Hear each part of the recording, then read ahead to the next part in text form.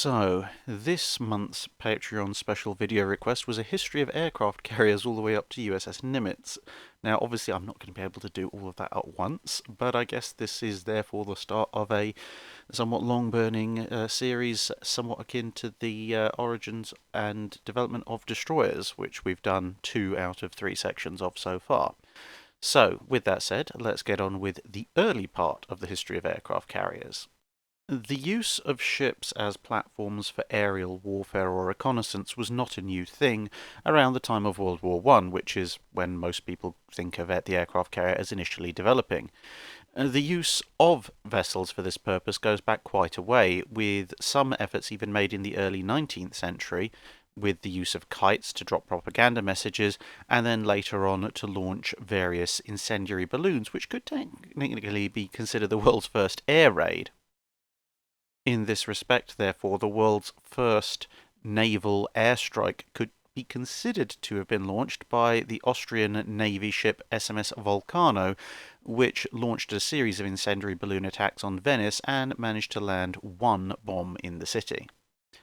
As balloons became more and more common for observation purposes in the latter half of the 19th century, the use of ships for this purpose became more and more common, with the Americans leading the way with a small barge used to tow Union Army observation balloons in the American Civil War, as it was found that operating in the deep interior of the United States it was much easier to transport the balloon, its gas generators, ropes, crew, etc., via ship rather than try and haul everything over the rather inhospitable terrain that still characterized rather large chunks of the American continent. Whilst these balloon-carrying vessels would see their heyday towards the end of the 19th and into the early 20th century as mobile and immobile observation posts, giving their ships that they were working with significantly greater line of sight, they generally tended to be decommissioned or converted to other uses by the end of World War I, although it would see a brief resurgence in World War II, supporting blimps and balloons in anti-submarine and anti-aircraft roles. These uses of shipping for aerial purposes aside, the first ships designed to carry heavier-than-air aircraft showed up starting around about 1910. In this era, most of the development was conducted by, surprisingly enough, the French Navy, alongside the Royal Navy, the Japanese Navy, and the US Navy, with some contributions from other navies. These first ships were seaplane carriers rather than the more conventional flat-topped aircraft carrier that we might think of today, and so as such they tended to resemble cargo ships, sometimes with hangars on the deck and sometimes with big hatches leading to a hangar within the hull, and the seaplanes would be craned out onto the water where they would do their own takeoff and landing operations before being winched back aboard the ship. These were brought about mainly because the reconnaissance value, and to a small extent the strike value, of aircraft had been recognised fairly early on, but early aircraft were very short range, and so for most powers that possessed navies that had to go anywhere beyond their own coastlines, aircraft were not really part of the equation when it came to land-based units, since the land-based unit would never be able to keep up with the fleet. However, the seaplane carrier offered an ability to take aircraft with you and thus utilize their greater reconnaissance capability wherever you happened to be in the world. These first seaplane carriers were led by the French Foudre, then HMS Hermes, which was first a protected cruiser, then converted into a seaplane carrier in the Royal Navy, the USS Mississippi in the US Navy, and the Wakamiya in the Japanese Navy. The outbreak of World War I shortly thereafter would see the first offensive use of aircraft launched from ships, with the Japanese seaplane carrier Wakamiya conducting what's technically the world's first naval-launched air raid by a heavier-than-air aircraft in September 1914 during the siege of Tsingtao.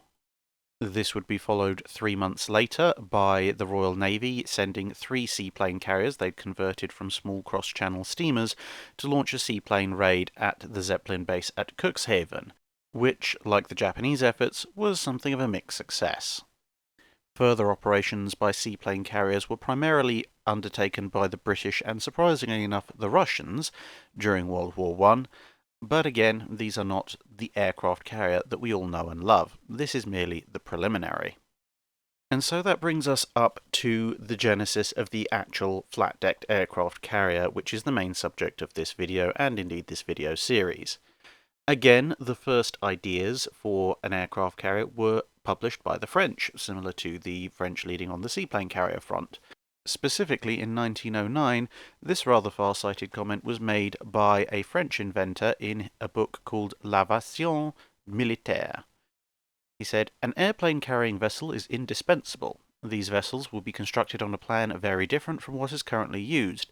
First of all, the deck will be cleared of all obstacles. It will be flat, as wide as possible without jeopardizing the nautical lines of the hull, and it will look like a landing field." Whilst he was of course entirely correct, and his findings were widely read in naval circles at the time, the development of the heavier-than-air flat-decked aircraft carrier would leave the French behind at this point for a considerable period. Instead, a number of firsts would be achieved in the development of the ship, with the first, if you like, being undertaken by the US Navy, specifically the US armored cruiser USS Birmingham, where pilot Eugene Ely would become the first man to launch an aircraft from a ship, rather than have the ship put the aircraft in the water, succeeding on the 14th of November 1910 with this rather perilous takeoff from the downward sloping ramp on the prow of the ship, which was designed to give him a bit more speed. He did not, however, return to the ship and instead landed nearby on a conventional runway, leaving the landing aboard a ship for the next year, when in January 1911 he would become the first pilot to land on a ship, albeit that both takeoff and landing had been stationary. This time there was a temporary landing structure on the aft of the USS Pennsylvania, and having considered that if he didn't stop quickly enough he'd slam straight into the rear mast, there was a simple braking system consisting of a number of ropes with heavy sandbags attached, which the aircraft would hopefully grab onto, which was a direct predecessor of the arrestor hook and wire system, which is still in use by today's aircraft carriers. Having now established that you could in fact take off and land with a wheeled aircraft on a warship, the next stage was to try and do so when the warship was underway, i.e. a moving target. The takeoff part of this was actually easier on a moving ship, since although there was obviously pitch and roll to take account of, the ship moving forward provided an additional bit of airflow over the aircraft's wings, thus making it easier to take off. Landing on a moving warship, however, was something of a greater challenge, since obviously your runway kept moving away from you, and there was also, at this point, the ship's funnel smoke and the rather interesting turbulence generated by the ship's superstructure to contend with. Nevertheless, the first successful takeoff from a moving warship would take place in May 1912, launching from the battleship HMS Hibernia in the Royal Navy, as she steamed merrily along at about 15 knots. Whilst the much easier to convert seaplane carrier remained the most common aircraft carrying vessel during the First World War, what could arguably be said to be the first modern aircraft carrier in concept also came about in the First World War. This was the first carrier, HMS Ark Royal. She was something of a hybrid, being able to carry and launch both seaplanes and wheeled aircraft using both cranes and a small flight deck on the bow of the ship. However, she could not recover wheeled aircraft. The seaplanes, of course, could land alongside and be winched back on board, but the wheeled aircraft, once launched, had to go and land on more conventional runways, then be recovered back onto the ship via crane and barge. For such an early vessel, she'd have a surprisingly long career, surviving in active service until the latter part of the Second World War in various roles. However, in this early developmental stage, she would see out World War I, developing a number of the mission profiles that aircraft carriers would later become fairly widely known for, including aerial reconnaissance, anti-submarine patrols, and even naval strike when she attempted to launch a bombing mission against the ex-German battlecruiser Goeben, as well as making a number of raids against land targets. During the war, the British were pretty much the only navy that were able to make significant advancements in aircraft carrier technology. This was for a number of reasons. Whilst the Japanese had their seaplane carrier, their overall involvement in the surface naval war was relatively small. And with little to no aerial opposition in the areas that they were operating in, the Wakamiya was perfectly serviceable. The German Navy, in theory, had support from its Zeppelin arm, and in any case was operating at relatively short ranges and had much bigger problems to worry about than diverting money and a valuable hull into an experimental type of warship. The French, of course, were mainly involved with the land war, and so their navy was largely neglected. The Russians were in a similar situation, and the American Navy was still incredibly strapped for cash by Congress and was more concerned with trying to build up some form of force to keep itself up to date with the latest developments in battleship technology. This left the Royal Navy as the only force with the requirement for such a vessel, the money to afford it, and the technology to implement it. Whilst Ark Royal was gaining valuable experience, it was necessarily limited both by its layout and its size. But even the Royal Navy couldn't afford to pull a major hull offline for conversion into a carrier, which was still necessarily an experimental vessel. But they were very lucky inasmuch as Fisher had managed to get HMS Furious built. And whatever questions you might have about HMS Glorious and HMS Courageous, and they would be many and they would be valid, there was an even bigger white elephant under construction, the HMS Furious. Whereas Courageous and Glorious had gone with a pair of twin 15-inch gun turrets, Furious had been designed with a pair of single monstrous 18-inch guns. And if you've watched any of the videos covering the various failings of Glorious and Courageous, you'd know that sticking an even heavier, even more violent gun on a hull of that kind of design was a recipe for disaster. The Royal Navy broadly agreed, and Furious would never be completed with its fore and aft 18-inch gun armament. Instead, it would be launched and brought into service with its aft single 18-inch gun in place, but the forward part of the ship converted to have a large flying-off deck, thus incidentally making Furious the most heavily armed aircraft carrier for surface gun engagements in the history of the world. In this configuration, the Furious would become the first ship to receive a successful landing by an aircraft whilst the ship was underway, as Squadron Commander Dunning of the Royal Navy Air Service managed to pull off this feat on the 2nd of August 1917. It was, however, fraught with risk, as he had to fly alongside the ship through the turbulence generated by the superstructure and the funnel, then sideslip his aircraft around the front of the ship, going around the superstructure, and then put down on a very short bit of deck. Just how dangerous this was became apparent 5 days later when Dunning attempted another landing, except during the sideslip, wind caught under his port wing and flipped the aircraft over the edge. Unfortunately, he was knocked unconscious in the crash and drowned in his cockpit. With it being evident that even a highly skilled pilot like Dunning would not be able to utilize the forward deck of the Furious for landing purposes, the ship was taken back into the dockyards and reconstructed with the aft 18-inch gun removed and a separate landing deck installed on the back instead. These two decks were connected by a pair of humped ramps that ran either side of the ship's superstructure, and which could, if you folded the wings of aircraft, allow for aircraft to be moved from the landing deck to the forward deck ready for takeoff.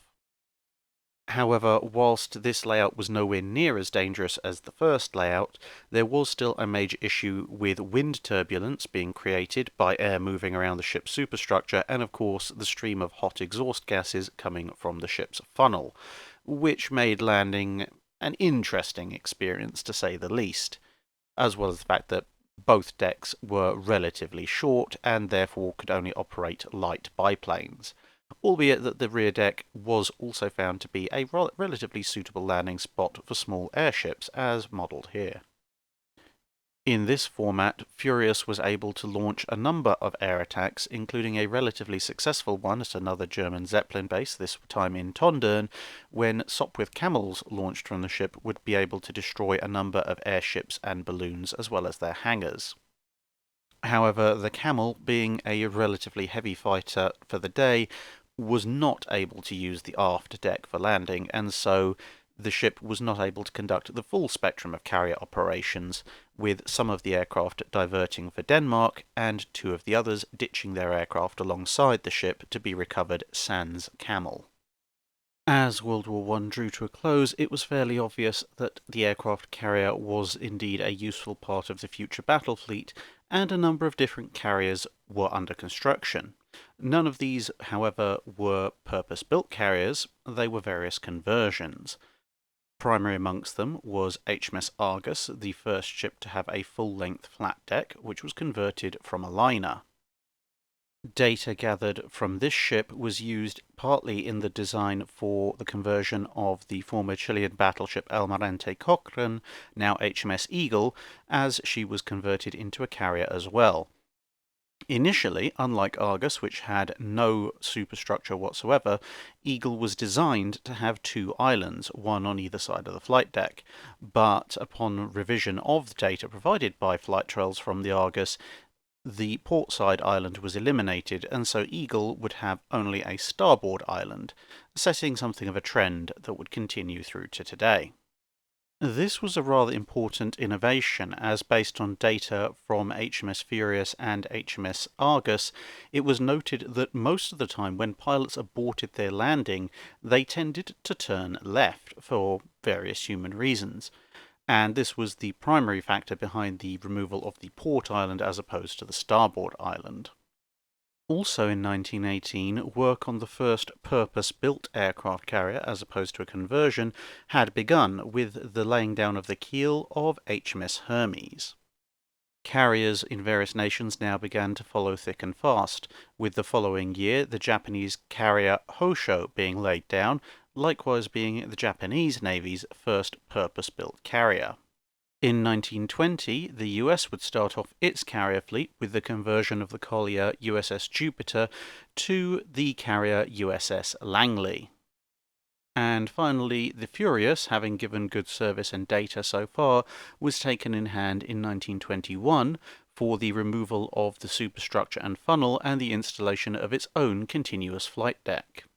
At this point, it looked like the Royal Navy was going to retain a substantial lead in carrier technology, as most of the carriers being built, which to be fair included the Hermes, hovered around the 10,000-ton displacement mark, give or take a few thousand tons, and with a length of between 550 and 600 feet generally. The only exceptions to this being HMS Eagle, converted, as we said before, from a battleship, which loaded in at just over 20,000 tons and 667 feet long, which was a fair bit bigger, and topping the table was, of course, HMS Furious, which was slightly heavier at 22,500 tons and was well over 700 feet long, thus giving the Royal Navy the two biggest carriers in the world by a considerable margin. It's interesting to note that whilst these ships carried a variety of gun armaments, every single one of them still carried a number of surface-only weapons, whether these be 4, 5 or 6-inch guns, as it was still envisaged that a carrier might well have to defend itself from a surface attack. This was to the extent that some of carriers at the time had surface action guns but didn't have any anti-aircraft guns, which seems somewhat paradoxical given their role, even though it must be said most of them did have some form of anti-aircraft defense. Various experiments were still ongoing to work out just exactly how a carrier should work, with ships such as Langley, Argus, and Furious, once it had been completed as a full-deck carrier, having no superstructure above the flight deck, whereas other carriers such as Hermes, Eagle, and Hosho, as completed, all had starboard side islands. Arrestor gear existed, although with the full-length carriers now available, this wasn't necessary so much to make sure the aircraft stopped, as aircraft landing speeds and weights were still quite low in this period. It was more to do with making sure the aircraft didn't veer off over the side. A number of other features were also being tested, such as open bows versus enclosed hurricane bows, whether or not it served any useful purpose to have the deck sloped, as Furious, when commissioned, had a deck that sloped gently up on the aft section and gently down for the forward section, the idea being that an aircraft that was landing would be landing uphill and thus slow down faster, whilst an aircraft that was taking off would roll downhill and would therefore gather a bit more speed before going over the front. On HMS Furious, the largest of the pre-Washington Treaty carriers, two additional features were being tested.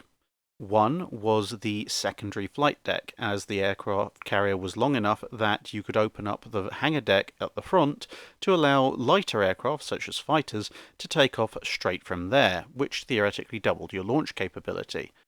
The main flight deck terminated in an unusual and distinctive elliptical shape with very rounded edges. This was as a result of wind tunnel testing that suggested that this particular form would minimize turbulence compared to a flat-edged deck or the more pointed decks which aligned with the shape of the ship's bows that would appear in many other carriers at this period.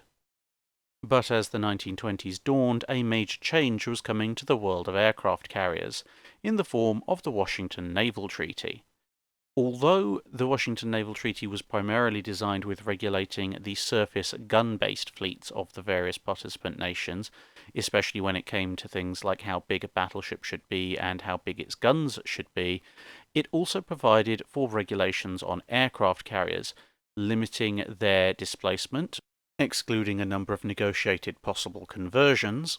and also setting an upper limit on the overall displacement of each nation's aircraft carrier fleet, within which, of course, they could build as many carriers as they like. The displacement limit at 27,000 tons was, however, considerably larger than even HMS Furious. It also limited the carriers to no more than 10 heavy guns of a maximum caliber of 8 inches, thus ruling out the battle carrier concept, but also contained a number of telling clauses. For example, the carrier was also defined by a lower limit on displacement of 10,000 tons, which meant that the 10,000 ton and below carriers that were currently in service didn't actually count towards the treaty, and any aircraft carrier that was then in service or building was declared to be an experiment and not counted towards the total carrier displacement. There was one further clause which would be the single biggest step change in carrier building at the time, which was that each signatory would be allowed to take two existing capital ship hulls in for conversion to carriers, and with these the displacement limit would be raised to 33,000 tons. With various large warships building at the time and now having to be cancelled, this clause had been inserted mostly at the demand of the US delegation, which had a number of Lexington-class battlecruisers nearing completion, supported by the Japanese, who likewise had the large Amagi-class battlecruisers under construction. The British, in theory, could likewise have taken two of their G3-class battlecruisers in for conversion, but as these ships had barely even begun, whereas the Amagis and the Lexingtons were somewhat more advanced, they didn't really feel like going through the expense of building these colossal ships' hulls up. Whilst Amagi's hull would be damaged quite badly in an earthquake and therefore need to be scrapped, her sister ship Akagi would continue the conversion process, with the Tosa-class battleship hull Kaga being substituted for Amagi in the carrier conversion process. This would give the Japanese two very different fleet carriers, although both of them would be of considerable size, as opposed to the Americans, who were able to take the two most advanced Lexington-class battlecruisers, Lexington and Saratoga, and begin work on cutting them down into a pair of sister ship carriers. The British would instead take in Furious's half-sisters Glorious and Courageous for conversion, although individually these ships displaced considerably less than a Lexington or an Amagi, they were still of a fairly considerable size. The French also managed to get a carrier out of this, with the Normandy-class battleship hull Béarn being converted into a fleet carrier, but to be perfectly honest, the less said about that, the better. Whilst these new larger carriers were of considerable size, they didn't come anywhere close to using up the full displacement allotted to each nation in the Washington Naval Treaty, and so designs would begin, in the mid to late 1920s, for further carriers to use up this displacement, but we'll look at those a little bit later. But now, the era of the full-size fleet carrier had arrived, albeit, as I said, they were all conversions. The purpose-built carriers at this point now being second-line units, as they were smaller, slower, and had capacity for significantly less aircraft. Whilst this conversion work was going on, the Japanese carrier Hosho had its small starboard island removed, becoming a flush-deck carrier instead. There is sometimes a little bit of disagreement as to what constitutes the first purpose-built aircraft carrier in the world, with arguments between Hermes and Hosho going back and forth. To be honest, the answer could be read either way. Hosho was the first purpose-built aircraft carrier commissioned, coming into service in December 1922. However, Hermes was the first to be designed and laid down, as Hermes was laid down in 1918 and Hosho in 1919, as we've already covered. But the construction of HMS Hermes was repeatedly delayed by the Royal Navy wanting to see what the outcome of trials with HMS Argus and HMS Eagle would be, and thus she would only commission in February 1924. Anyway, this spate of conversions pushed the United States from very much on the back burner, being the only one of the three Washington Naval Treaty powers to enter into said treaty without a purpose-built carrier either in service or under construction, up to having arguably the most powerful carriers in the world. Although the Japanese Akagi comes a close second, the simple fact of the matter is that thanks to the sheer insanity of the Lexington-class design as battle cruisers, they actually made for pretty good aircraft carriers, being incredibly long, incredibly fast, and the lightweight protection and other construction that would have probably doomed them to a short and fiery end as battle cruisers was perfectly serviceable for a carrier. Indeed, the only major negative you could point to on Lexington and Saratoga at this time was the fact that they had a significant 8-inch gun armament, which was right at the edge of the Washington Naval Treaty's allowances and realistically used up an awful lot of weight that could probably have been put to better use elsewhere.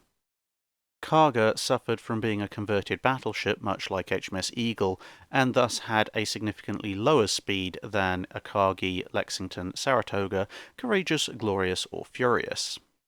Due to their physically smaller size and the fact that the British didn't practice deck parking as a way of storing aircraft, nor did they tie aircraft up as spares at the top of the hangar roof, the Courageous, Furious, and Glorious could take considerably fewer aircraft than the Japanese or American carriers. But on the plus side, Furious was a useful fleet unit, but the British had managed to get her classed as an experimental unit since she'd been under construction at the time of the Washington Naval Treaty, and so in terms of the larger, fast carriers, they managed to get 3 out of the deal, plus Eagle, whilst the Americans had 2, Lexington and Saratoga, and the Japanese likewise had 2, with Akagi and Kaga. Like HMS Furious, Glorious and Courageous came out of their conversions with an elliptical rounded front to their flight deck, which was also somewhat shorter than the total length of the ship, allowing for the upper hangar to sport a small secondary flying off deck.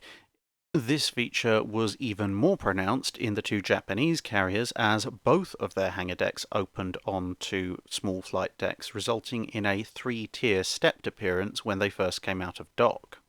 The Lexingtons, by contrast, completed their conversion with a fully enclosed bow and a full-length flight deck like HMS Hermes, and this perhaps also accounts for its larger aircraft complement, as there was a bit more space in the hangar deck forward. So let's round out this first video with a look at some of the more important features of each of these first generation of fleet carriers. If you want to know more about each of these carriers' careers, statistics, etc., most of them already have 5-minute guides, which hopefully will be showing up as cards at the moment.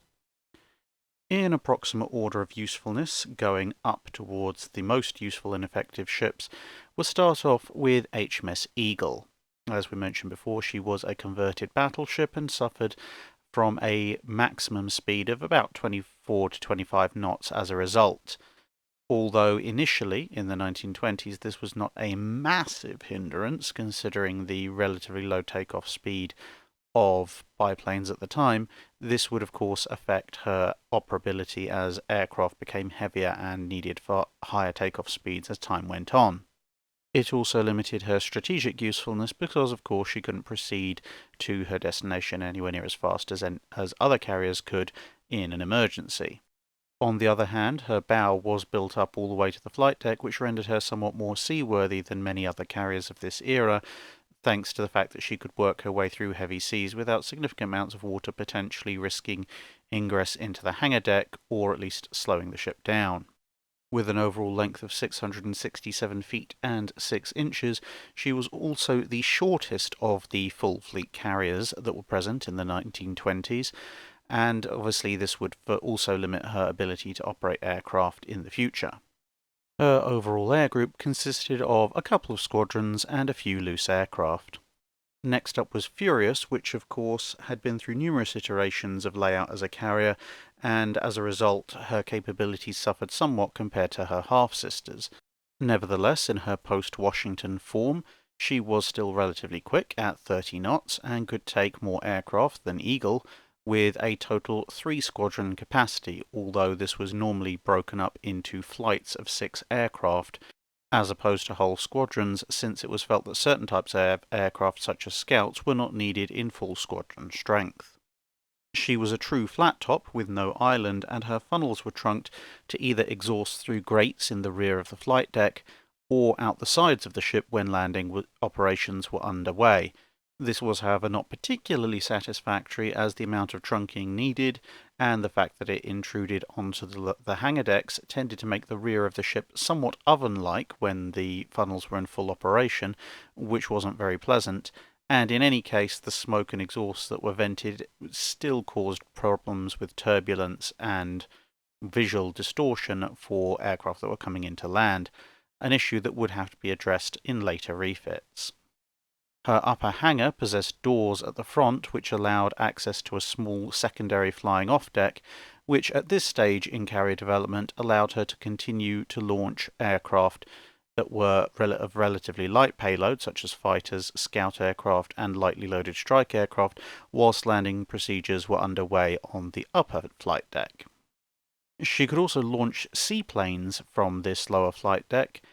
although they had to grease up the deck, which I'm sure led to many hilarious occurrences, as this lowered the friction coefficient, which then allowed the wooden floats of the seaplanes to skid relatively easy down and away into the air. Then you have Courageous and Glorious. Like Furious, they could make around 30 knots, but unlike their half-sister, they could carry substantially more aircraft again, this time with an overall 4-squadron capacity. Unlike Furious, both Glorious and Courageous would complete with starboard side islands which incorporated their funnels, which meant relatively little trunking was needed to redirect the exhaust from the layout of the ship's original funnels, which was largely responsible for the increase in hangar space, which allowed for the carriage of more aircraft as just mentioned. Like their half-sister, they also had an opening upper hangar deck with a short flying-off ramp, which again allowed for the operation of light aircraft during landing operations. The ship's pilots also had a much easier time of landing in general, since the funnel arrangement incorporated into the island meant that the smoke and turbulence caused by said funnel was generally high enough away from the flight deck that aircraft could land without interference. Again, in a manner similar to Furious, although they had a theoretical 4-squadron capacity, both Courageous and Glorious at this point would generally operate flights of aircraft, with each flight consisting of 6 airframes rather than the full squadrons, for the same reasons as Furious mentioned earlier. Then we have the Japanese carrier Kaga. She was never intended as a carrier at the time of the Washington Naval Treaty. Instead, the Japanese were supposed to convert the hulls of the battle cruisers Amagi and Akagi. Unfortunately, a massive earthquake basically wrecked the incomplete hull of Amagi, and so they were left with having to dragoon the hull of the Tosa-class battleship Kaga in instead. This resulted in a number of limitations, which is why Kaga is appearing in this list before Akagi, such as the fact that as an ex-battleship hull, despite the higher original speed of the Tosa class compared to the Almirante La Torre class that had gone into making HMS Eagle, She was still limited to around 28 knots, even after the lightening process that necessarily comes from removing heavily armoured turrets, barbettes, and main armour belts. Of all the non-British carriers, Kaga was most like Furious upon completion, with no island and massive trunking carrying her funnel smoke away from the original location of her planned funnels. Unlike Furious's system, she didn't have to switch between two different options, but the two massive trunks running down either side of the ship were about as successful at getting smoke and turbulence away from the aircraft themselves, and this proved rather problematic in operations. Like Glorious, Courageous, and Furious, Kaga also embraced the idea of launching aircraft from its hangar decks, although it took it a step further than the British, with both main hangar decks being able to launch aircraft in a three-tiered step system that included, obviously, the upper flight deck. Kaga also possessed a third auxiliary hangar deck further down in the ship, although this was of relatively limited size. Unlike the British ships, however, the front of her various flight decks were not elliptical and rounded off to decrease turbulence, as it doesn't appear that this distinctive multi-tier approach to the flight decks was in any way a form of cross-pollination, but rather an example of convergent evolution in ship design. As completed, she could carry 60 aircraft, a figure even higher than Courageous and Glorious, reflecting the greater size of the Tosa-class battleship hull, even compared to the large light cruisers that the British carriers had been based on, although her overall theoretical capacity was somewhat limited by the multi-stepped approach to flight decks, which of course used up valuable volume that might have been used for aircraft storage, something that would be addressed later down the line. Next we have the Japanese carrier Akagi. Thanks to being a converted Amagi-class battlecruiser, she was even longer than Kaga, and due to being a battlecruiser, she had a lot more engine power in place to start with, thus making her the fastest of all the carriers we've considered so far. In her initial carrier form, Akagi proved capable of just over 32 knots, and since the swivelling funnel arrangement that had been trialled on Hosho had proven unsuccessful, Akagi was given a different form of funnel system compared to both Hosho and Kaga, as this was still very much an experimental field. In Akagi's case, this took the form of two funnels mounted on the starboard side near the front of the ship. One was curved down quite significantly to direct its exhaust downwards into the ocean, and the second one, just behind it, came up to the level of the flight deck. Although it wasn't an ideal arrangement compared to the funnel layout of Courageous and Glorious, and as we'll see soon, the American conversions, it was significantly superior and used significantly less displacement and space compared to Kaga's system. Like Kaga, Akagi completed with a three-tier flight deck system, with the two lower flight decks being extensions of the upper and lower primary hangar decks. And like Kaga, she had a small supplementary third hangar deck below the two main hangar decks, which was used mainly for the storage of spare and reserve aircraft. It should be noted, of course, that Akagi completed her trials before Kaga, so when we say it was like Kaga, that's only in the context of this video where we've already talked about Kaga. In actuality, it should really be said that Kaga was like Akagi, since Akagi trialed all these things first. Also in common with both Kaga and Furious, Akagi completed without any island superstructure. As completed, again thanks to the lost storage volume caused by the tiered flight deck system, Akagi could carry 60 aircraft. Although being a larger ship thanks to being an ex-battlecruiser, these aircraft were carried with significantly more comfort and spacing than they were on Kaga. Unlike almost any other carrier of this period, all of which carried some form of anti-surface armament, Akagi's was not carried in just casemates or just turrets, but a mixture of the two, albeit most of her 8-inch guns were in casemates, but she also had a pair of twin gun turrets mounted on the flight deck that extruded from her upper hangar deck, which meant that pilots taking off had to take off between the two gun turrets, a feature only shared with Kaga. And then we come to the two carriers, converted from battlecruisers, that quite definitively take the top spots when it comes to this first generation of fleet carrier, USS Lexington and USS Saratoga. Now, to be fair, basing themselves on Lexington-class battlecruisers did give them something of an advantage to start with, as they were by far the largest base hulls used in conversions, but they had a number of other features in them that contributed to them taking the top spot beyond simple size. They were the fastest of any of the carriers we've mentioned at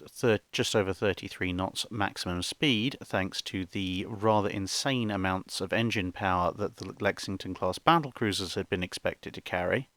They were also the only fleet carriers of this period, with the exception of HMS Eagle, to not go with the multiple hangar deck, multiple flight deck arrangement. Instead, they had a single massive hangar running the entire length of the ship, which, along with the fully enclosed bow, which gave them significant seakeeping, meant that they could carry the largest air group of any of the carriers we've mentioned so far. As designed, these two carriers could carry 78 aircraft apiece, although this would later be increased still further, as thanks to having the single massive hangar as opposed to the two, or in some cases three, hangars of other carriers, there was a huge amount of overhead space, and some enterprising officer very quickly figured out that spare aircraft could simply be lashed to the beams and girders that made up of the top of the hangar and the lower part of the flight deck, which increased the theoretical carrying capacity of the carrier beyond this original 78 number, although of course these spare aircraft didn't count towards what the carrier could actually put out as a strike package, since they would have to be brought down only when aircraft were written off through combat damage, accidents, or never came back through losses. Nonetheless, it provided the carriers with a significant amount of reserve air power to supplement their standard service squadrons, which would allow them to launch multiple full-strength strikes, assuming nothing went terribly wrong and only normal losses were encountered, simply by winching down the aircraft that were stored overhead and sending them out to make up the numbers. Unlike everybody else who carried their anti-surface weapons either fully in casemates or, in Akagi's case, in a mixture of casemates and turrets, the Lexington's anti-surface armament was carried exclusively in turrets, with what was effectively a heavy cruiser's worth of 8-inch guns mounted in 4 twin turrets in superfiring pairs at either end of the superstructure, which took the form of a starboard side island, albeit that the island itself was a relatively small structure backed by a colossal single funnel that trunked the massive output of the ship's power plant up into the sky, well away from the flight deck, and making this class of carrier therefore the best and easiest to operate aircraft from, both in takeoff and landing. They also included a basic flywheel-powered catapult system, although, as it turned out, it was a relatively unnecessary feature thanks to the relatively light load and short takeoff distance of aircraft of the 1920s. Thanks to their unusually heavy anti-surface armament, almost as much of the island that wasn't funnel was taken up with the concerns of fire control and direction for the 8-inch twin turrets, as was taken up by space for flight operations. When operating in northern waters, one of the more favoured spots for crew to operate on these carriers was on an observation deck that was actually built into the forward casing of the funnel, since the rising warm funnel gases kept this area nice and cosy in even the worst of weather, although for rather obvious reasons it was a relatively unpopular posting when operating in the somewhat warmer climes of the Central Pacific. Also, unlike practically every other fleet carrier that we've considered so far, the Lexingtons didn't need to have their main armour belt significantly reduced in thickness. You could argue this was a poor reflection on the original Lexington-class battlecruiser, as the armour belt was thoroughly inadequate for a main gun duel, but on the other hand it meant that all they had to do was shave a bit off the top to reduce overall weight, and the Lexington's existing belt armour could stay in place, thus reducing costs. Whereas on practically every other fleet carrier of the period, the main armour plate had to be removed entirely and thinner armour plate installed instead. Overall then, the fleet carrier forces left to the three major navies as a result of the Washington Naval Treaty were a somewhat eclectic bunch with a variety of capabilities. Japan was left with the smallest overall air group, with a combined total air group of 120 aircraft, although this was not to be completely unexpected, as Japan had of course been allocated less tonnage at the treaty compared to the Royal and United States navies. Of course, it bears repeating we are only talking about fleet carriers in this comparison, so we're not including Hosho, Hermes, Langley, and Argus in this calculation.